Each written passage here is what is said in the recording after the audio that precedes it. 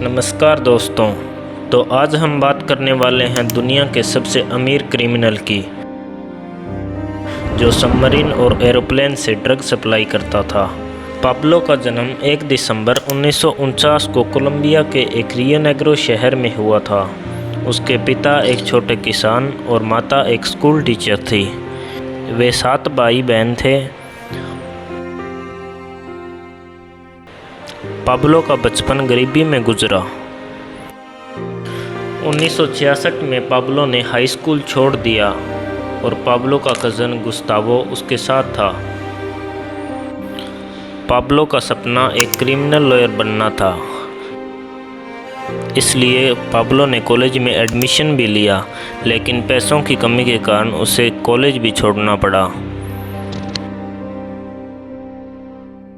Pablo के criminal career की शुरुआत कब्रिस्तान से सुनहरे पत्थर चुराने से हुई। साथ ही साथ वह fake lottery ticket, fake degree भी बेचने लगा, लेकिन इससे ज़्यादा कमाई हो नहीं पा रही थी। इसलिए पाब्लो ने गुस्तावो के साथ मिलकर कारें चुराना शुरू कर दिया। पाब्लो की पहली बार गिरफ्तारी गाड़ी चुराने के मामले में हुई। जब पाब्लो जेल से बाहर निकला तो पाब्लो ने किडनैपिंग का काम शुरू कर दिया। 1971 में पाब्लो ने एक फेमस बिजनेसमैन को भी किडनैप किया, जिसकी फिरौती पाब्लो ने $50,000 मांगी। पाब्लो की पैसे की भूख और बढ़ती जा रही थी। इसी बीच पाब्लो को कोकेन के बारे में पता चला। पाब्लो ने देखा जितना पैसा 10 किडनैपिंग से बन रहा है, उतना तो लोग एक कोकेन डिलीवरी करके कमा रहे हैं। पाब्लो भी कोकेन की स्मगलिंग करने लगता है। एक कोकेन डिलीवरी के दौरान पाब्लो की लड़ाई फाबियो से हो जाती है। फाबियो एक मशहूर ड्रग स्मगलर था। गुस्से में आकर पाब्लो फाबियो को गोली मार देता है। उस समय फाबियो एक मशहूर ड्रग डीलर था। इस मर्डर से पाब्लो कोकेन की दुनिया में जाना माना नाम बन जाता है। 1976 में पाब्लो ने एक ड्रग ऑर्गेनाइजेशन बनाई, जिसका नाम मेडलिन कार्टेल रखा। मेडलिन कार्टेल उस समय में सबसे बड़ी ड्रग बेचने वाली गैंग थी। पाब्लो यूएस में भी कोकेन पहुंचाने में कामयाब रहा। कुछ ही समय के बाद यूएस के लोगों को कोकेन की लत लग गई। 1980 में पाब्लो 70 से 80 टन कोकेन हर महीने केवल यूएस में बेच रहा था। पाब्लो ने कोकेन की स्मगलिंग गाड़ी के टायर्स, मछली और कपड़ों से लेकर गत्तों में बेचना शुरू कर दिया था।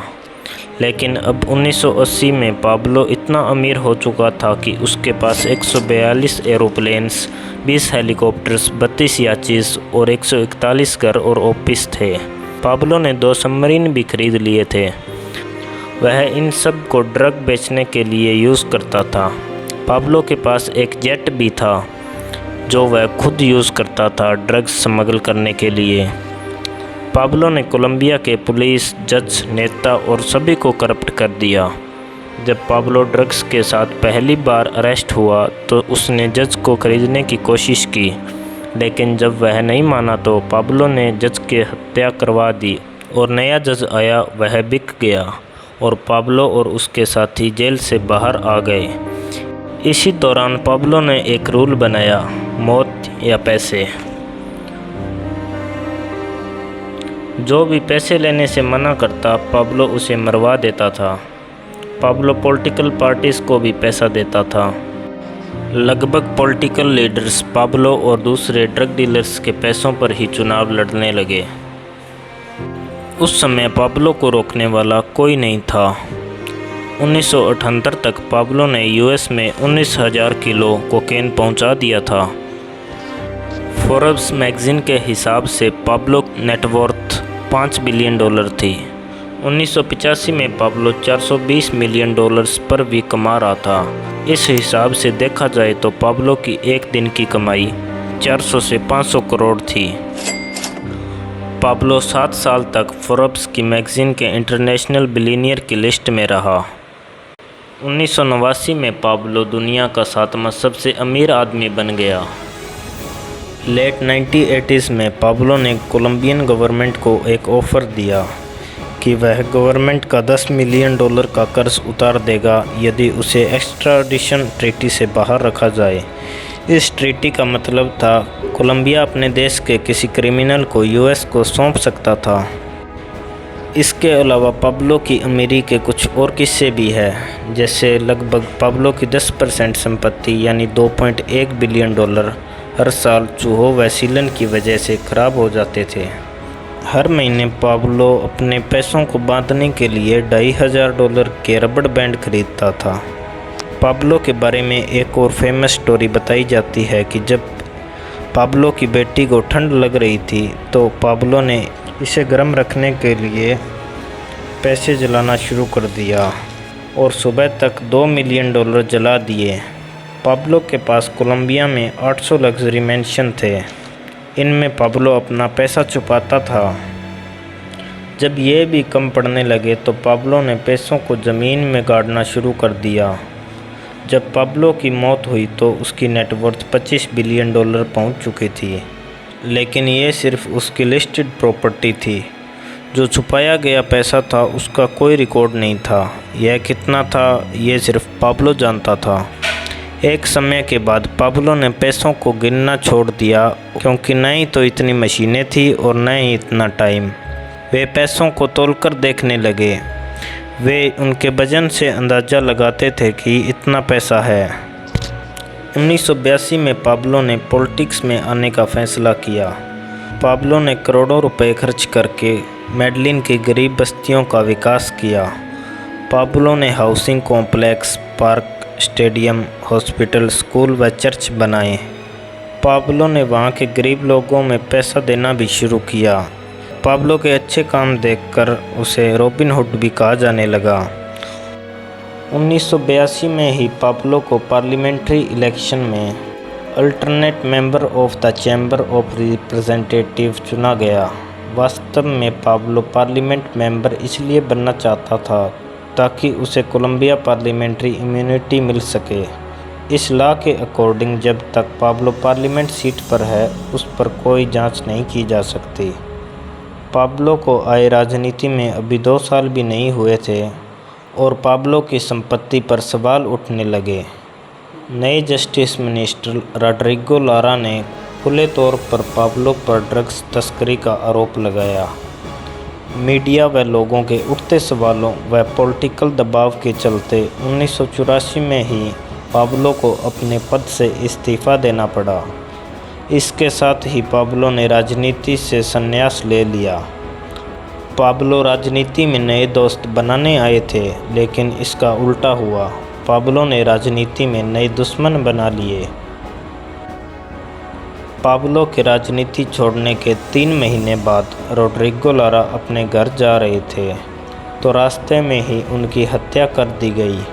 रॉड्रिगो लारा की हत्या पाब्लो की एक बहुत बड़ी आर्मी ने की थी, जिस पर पाब्लो ने $190 मिलियन खर्च कर रखे थे। पाब्लो ने ये आर्मी सिर्फ दुश्मनों को मारने के लिए ही बनाई थी। लुइस कोलंबिया के प्रेसिडेंटल कैंडिडेट थे।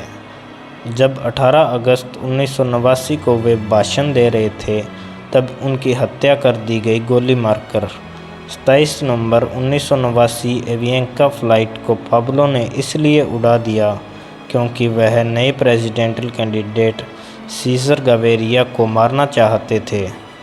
सीजर गावेरिया उस फ्लाइट में नहीं थे इसलिए बच गए, लेकिन 107 लोगों की जान गंवानी पड़ी। इसके अलावा पाब्लो ने अपने जीवन में लगभग 50,000 लोगों को मरवा दिया था। 1992 में कोलंबिया में 28,237 मर्डर रिकॉर्ड हुए, जो वर्ल्ड में हाईएस्ट थे। पाब्लो ने लगभग 200 जजेस, 1000 से ज़्यादा पुलिसमैन, जर्नलिस्ट और गवर्नमेंट ऑफिशियल की हत्या करवा दी। यहाँ तक कि एक बार पाब्लो ने कोर्ट की बिल्डिंग पर भी बम लगा दिया था। 1991 में कोलंबियन गवर्नमेंट पर यूएस व अन्य देशों ने दबाव बनाया। तब कोलंबियन प्रेसिडेंट सीजर गावेरिया ने पाब्लो को सरेंडर करने की वार्निंग दी। पाब्लो ने कहा कि वह सरेंडर कर देगा, पर उसकी कुछ शर्तें थीं। पहली शर्त यह थी कि कोलंबिया गवर्नमेंट एक्स्ट्राडिशन ट्रीटी को ख़त्म कर देगी। इस ट्रीटी के अकॉर्डिंग कोलंबिया अपने क्रिमिनल को अमेरिका को सौंप सकती थी। दूसरी शर्त यह थी कि पाब्लो अपनी जेल खुद बनाएगा। जेल के साथी गार्ड फोर्स भी खुद ही चुनेगा। कोलंबियन पुलिस को जेल के 2 मील पास जाने की इजाज़त नहीं होगी। कोलंबिया गवर्नमेंट ने दबाव के चलते इन शर्तों को भी मान लिया। पाब्लो ने ला कैथेड्रल की नाम की जेल बनाई। यह जेल एक लग्जरी होटल जैसी थी। यहाँ TV, game area, dining hall, soccer area, clubs, swimming pool, airport जैसी सारी सुविधाएं थी। पाब्लो जेल के अंदर बैठा अपना बिजनेस चला रहा था। जब पाब्लो ने अपनी ही जेल में 2 मर्डर करवा दिए तो पाब्लो को रोकने के लिए मिलिट्री जेल में शिफ्ट करने का फैसला किया। पाब्लो को इस बात का पता चल गया, इसलिए वह पहले ही भाग गया। 2 साल तक पाब्लो का किसी को कुछ भी पता नहीं चला और पाब्लो ने लगभग 5000 लोगों को मरवा दिया। 2 साल बाद कोलंबियन गवर्नमेंट और यूएस ने एक टीम बनाई जिसका नाम था सर्च ब्लॉक। सर्च ब्लॉक के पास मॉडर्न टेक्नोलॉजी व हथियार थे। इस दौरान पाब्लो ने अपने परिवार को जर्मनी भेजने का फैसला किया क्योंकि यहाँ उसके बहुत दुश्मन थे। पाब्लो के परिवार को सर्च ब्लॉक के जर्मनी पहुँचने से पहले ही पकड़ लिया और बोगोटा के एक होटल में रखा। 1 दिसंबर 1993 को अपने जन्मदिन पर पाब्लो ने अपने बेटे को फ़ोन किया। सर्च ब्लॉक ने कॉल ट्रेस किया और उन्हें पाब्लो की लोकेशन मिल गई। सर्च ब्लॉक की टीम तुरंत लोकेशन के लिए रवाना हो गई। पाब्लो वहीं था और एक शूटआउट में मारा जाता है। 2 दिसंबर 1993 को पाब्लो की मौत की खबर चारों ओर फैल गई। कोलंबिया के हर कोने से लोग पाब्लो को अंतिम विदाई देने आए। पाब्लो एस्कोबार फ्यूनरल को 25,000 लोगों ने अटेंड किया।